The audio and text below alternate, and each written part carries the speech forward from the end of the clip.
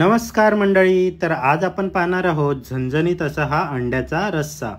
तर सर्वात प्रथम उकडलेले अंडी आपल्याला अशा प्रकारे चीर देऊन घ्यायचे आहेत. तेलामध्ये हळद, लाल तिखट टाकून ही अंडी आपल्याला 2 ते 3 मिनटं परतून घ्यायची आहेत. आता तेलामध्ये जिरं, तेजपत्ता, कांदा, हिरवी मिरची आणि कढीपत्ता टाकून परतून घेऊया. यामध्ये ॲड करूया स्मिथ अँड जोन्सचं हे जिंजर गार्लिक पेस्ट.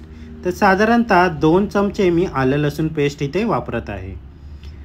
आता यामध्ये ॲड करूया आपले रोजच्या वापरातील सुके मसाले. मसाले चांगले परतले की यामध्ये ॲड करूया टोमॅटो, चवीनुसार मीठ. आता टोमॅटो आपल्याला तेल सुटेपर्यंत झाकण लावून शिजवून घ्यायचे आहेत. तेल सुटलेलं आहे. यामध्ये ॲड करूया गरम पाणी आणि आपली अंडी.